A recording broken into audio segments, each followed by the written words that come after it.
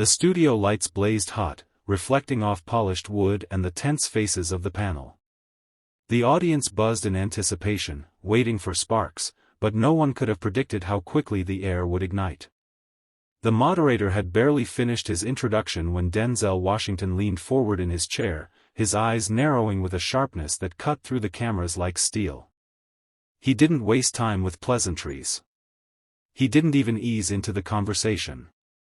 Instead, his voice thundered with a controlled fury that made even the crew backstage stop what they were doing.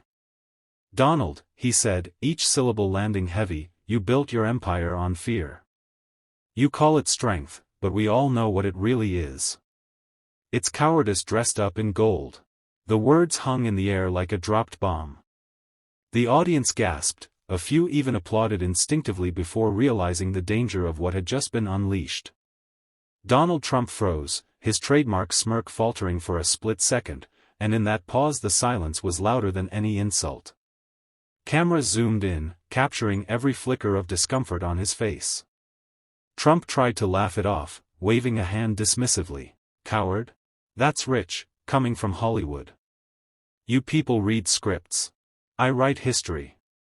His tone was mocking, his voice booming, but it felt defensive, more like a man dodging a bullet than delivering one.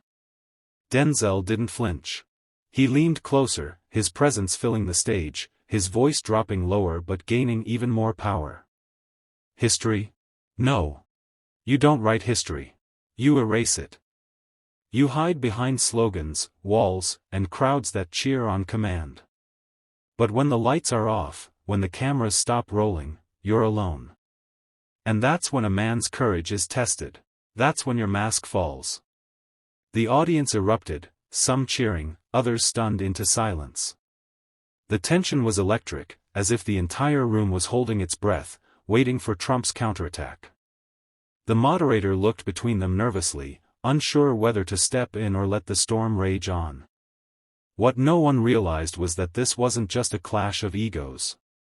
This was a war of truths, one that would leave the audience questioning everything they thought they knew about power, fear, and the men who claimed to wield both. Trump's jaw tightened as he shifted in his seat, but he refused to let Denzel's words stand unchallenged.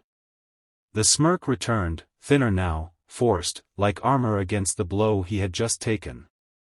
He leaned into the microphone, his voice louder than it needed to be, as if volume alone could drown the accusation.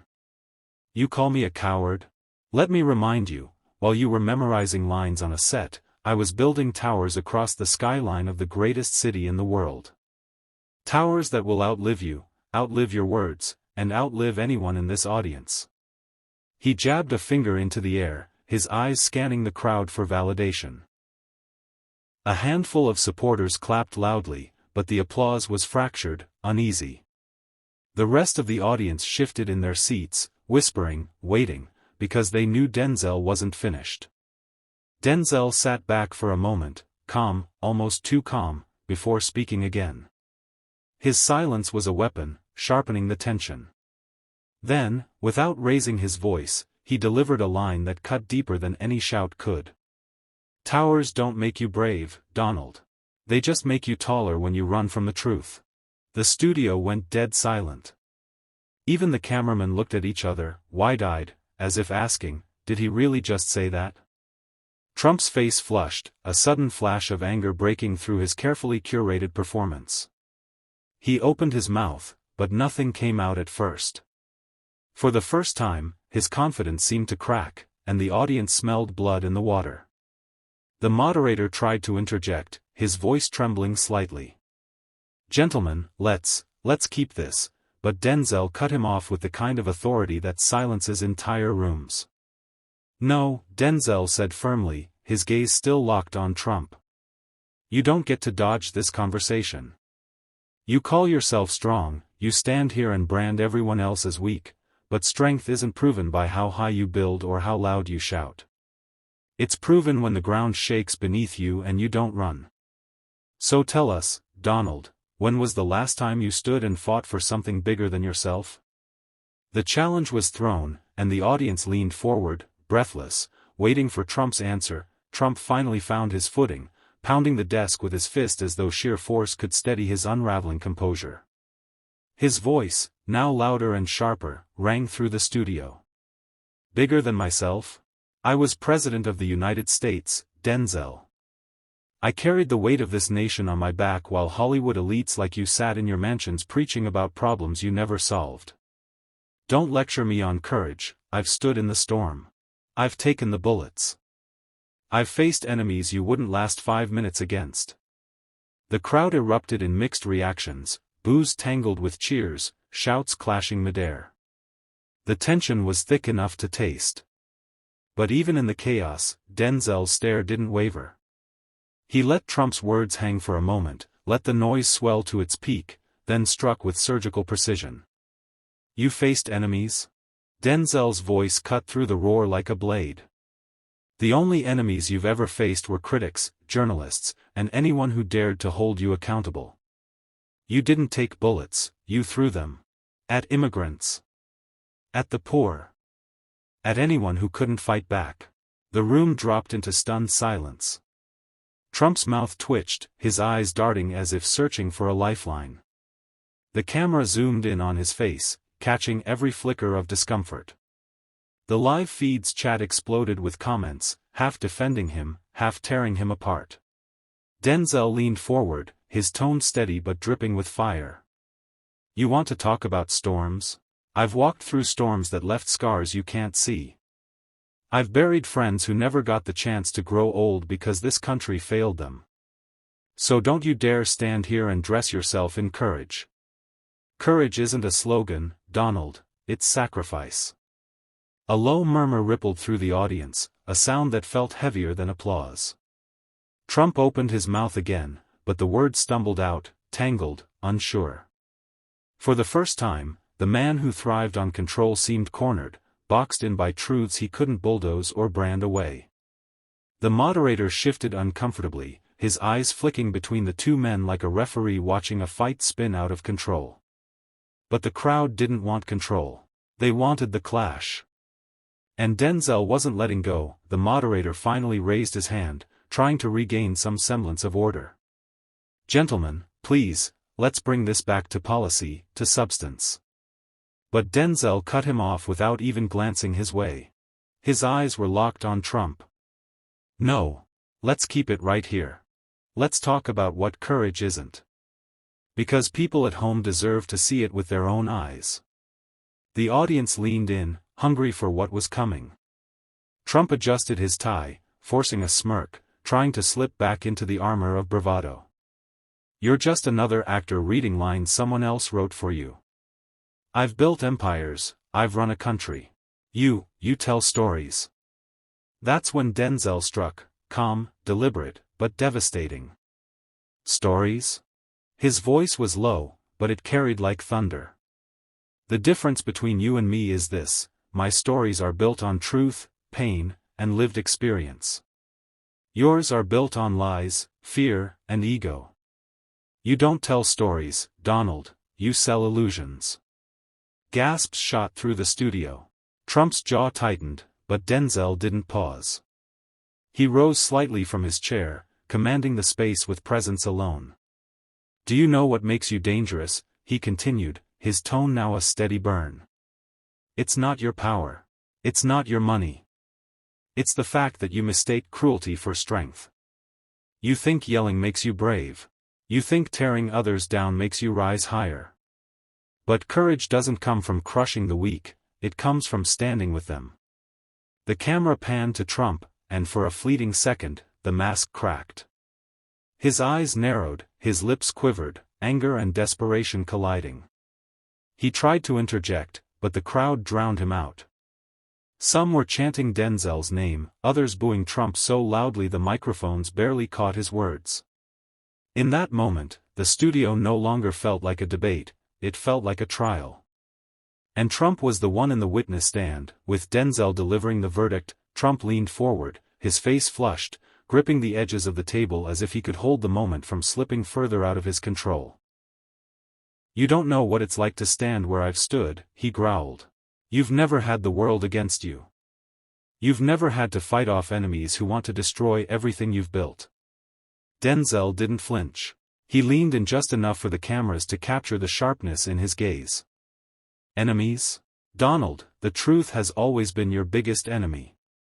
And every time it comes knocking, you run. You hide behind lawyers, behind headlines, behind distractions.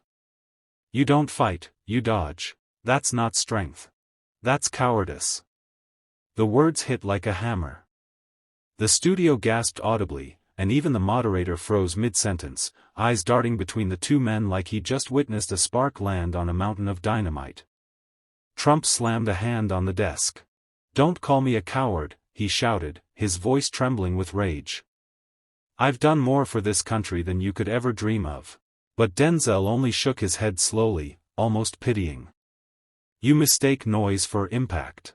You mistake control for leadership. Real leaders don't scream to be heard, they act in silence and let the results speak. He jabbed a finger in Trump's direction, you scream because deep down, you know silence would expose you." The audience erupted, half the room clapping, half booing, the chaos echoing off the studio walls.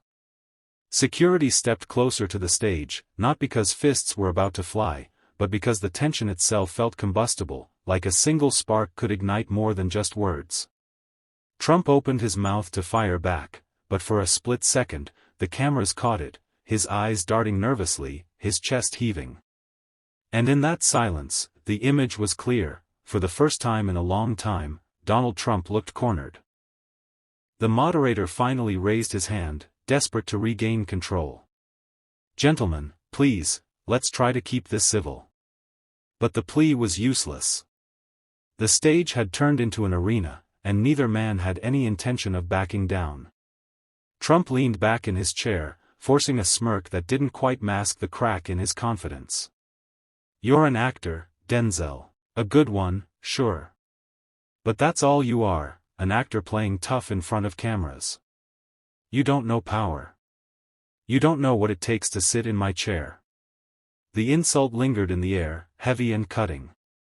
The crowd stirred, some nodding, others shaking their heads. Then Denzel chuckled, not a laugh of amusement, but one of disbelief. He leaned forward, voice low but sharp enough to slice through the noise. "You're right, Donald. I'm not a politician. I'm not a businessman hiding behind bankruptcy filings. I don't sit in your chair.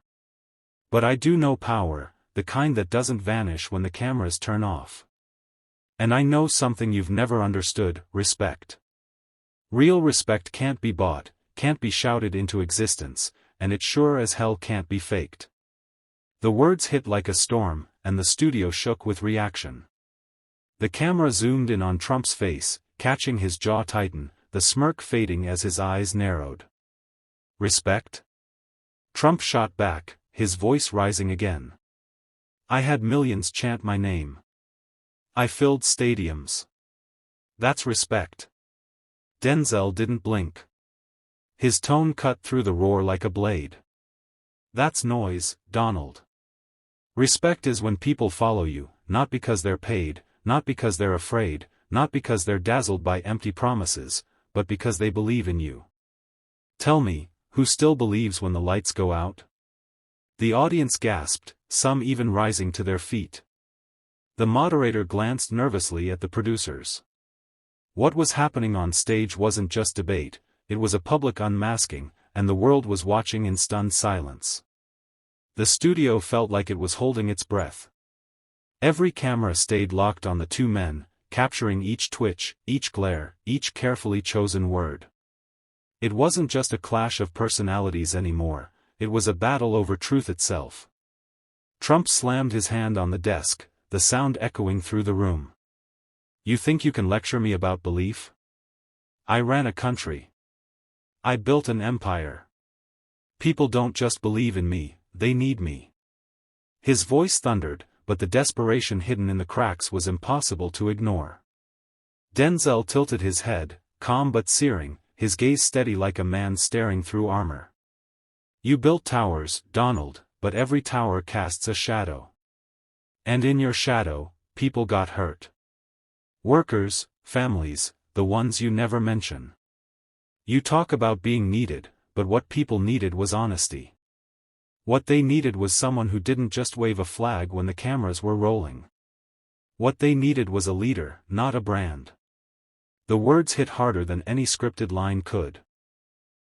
The crowd shifted uneasily, as if they were watching a man being stripped of his last shield. Trump tried to laugh it off, leaning back again, but the sound came out hollow. You're dramatic. You always were. Maybe that's why Hollywood loves you. You can spin any story, turn any moment into a speech. But this? This is politics. And you're out of your depth. Denzel's eyes narrowed. He didn't flinch, didn't soften. Instead, he leaned closer, his voice barely above a whisper, yet every mic caught it perfectly. You're mistaking depth for decency, Donald. One is about how low you'll sink. The other is about how high you'll stand. And the truth? You've never stood for anything but yourself. The silence that followed wasn't just quiet, it was suffocating. Even Trump, for once, had no instant comeback. The camera zoomed in, capturing the tremor in his jaw as the audience erupted in gasps, murmurs, and the kind of electric tension that meant they were witnessing history in real time. Trump finally snapped, his voice rising until it felt like the walls themselves might crack. I made America strong. You don't get it, Denzel. You sit there with your speeches, but I stood in the fire. I fought every enemy, every critic. And I won. His face was flushed, his fists clenched on the desk as if he was holding on to the last threads of control. But Denzel didn't raise his voice. He didn't need to. He leaned forward, calm, his tone sharp enough to slice through the storm. You didn't win, Donald. You survived. There's a difference. Winning means lifting others up. Surviving means pushing them down just so you can stay standing. And America saw it. They're still living with it. The words didn't just sting, they landed. The crowd reacted instantly, a ripple of murmurs cutting through the tense silence. Cameras caught every flicker of Trump's expression, every moment his jaw tightened as if the truth Denzel laid out was too raw to swallow. Trump shot back, pointing across the desk, his voice trembling with rage. You think you're the voice of the people? You're an actor. You don't know what it means to carry the weight I carried. For the first time, Denzel allowed the faintest smirk. Not arrogance, certainty. You're right. I'm an actor. And yet somehow, tonight, the world believes me more than they believe you. The studio exploded. Gasps, shouts, even applause broke out as if the audience couldn't hold it in anymore. The line cut through Trump's persona like lightning, exposing him in front of millions watching at home. And in that instant, it wasn't a debate anymore. It was an unmasking. The host tried to intervene, his voice cracking through the chaos. Gentlemen, please, let's bring this back to policy, not personal attacks. But it was too late. The air was electric, like a fuse had already been lit, and everyone knew the explosion couldn't be stopped. Trump leaned forward, his finger jabbing the air. You're nothing but a showman, Denzel. You play tough on camera, but I've lived tough in reality. You don't have the scars to prove it. His words were spit out like bullets, each one aimed to tear down his opponent. Denzel's reply came slow, deliberate, the kind of voice that made the room lean in. Scars? You want scars? Mine aren't on my skin, Donald. They're on my soul. They're on every man and woman who had to pick up the pieces after your leadership left them broken. You call that toughness? I call it cruelty. The silence after that was suffocating. Even the cameras seemed to hesitate, zooming closer as if to drink in every ounce of tension. Trump's mouth opened, but no words came. For the first time, the master of bluster was caught in a silence he couldn't control. Then the crowd erupted, not in applause, but in raw, collective shock. Some gasped. Others shouted. The line had pierced deeper than any insult, cutting into the heart of Trump's identity. He wasn't just challenged, he was exposed. Denzel leaned back, his expression steady, his voice lowering to a whisper that still carried like thunder. History won't remember the towers you built. It'll remember the walls you raised between people. The eruption of sound that followed shook the studio. Shouts, applause, even boos mixed together into one chaotic roar. And in the middle of it all, Trump sat frozen, his face locked in disbelief, as if he had finally realized he'd lost control of the one battlefield he thought he owned, his words. The camera zoomed out, catching every corner of the studio as the chaos unfolded. Viewers at home leaned closer to their screens, unwilling to blink, afraid they'd miss the next blow. This wasn't just a debate anymore, it was a reckoning. Trump finally slammed his hand on the desk, his voice rising to a desperate shout. "You don't know me, Denzel. You don't know what I've done for this country. You're just an actor pretending to understand the weight of power." His words echoed, but they didn't carry the strength they once had. Denzel stood, not out of anger, but with the calm of a man who knew he had already won. His eyes scanned the crowd before landing squarely back on Trump. "Pretending?" His voice rang out, steady and sharp. "The only man pretending here is you. Pretending to be strong while hiding behind fear. Pretending to care while cashing in on pain. And pretending that courage is loud when, in truth, it's always quiet." The audience went silent, not out of respect for Trump, but for the power of those words. The stillness was deafening, until it broke like a dam, with cheers, gasps, and even tears from some who watched. Trump looked cornered, his face red, his usual comebacks abandoned. For once, there was no applause line, no rallying cry, no easy escape. The weight of Denzel's truth hung over him like a shadow he couldn't step out of. The host's voice, shaky and overwhelmed, cut through the storm. "Ladies and gentlemen, we'll be right back after this break." But everyone knew the break wouldn't erase what had just happened.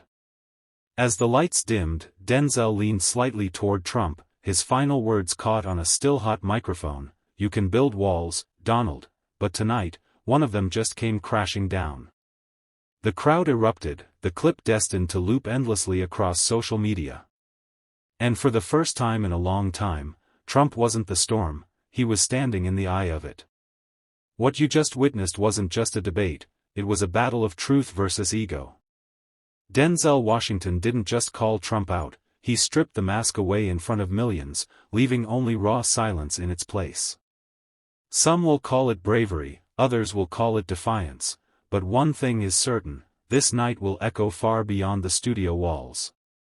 The question isn't who won this exchange, the question is, will the world ever forget it?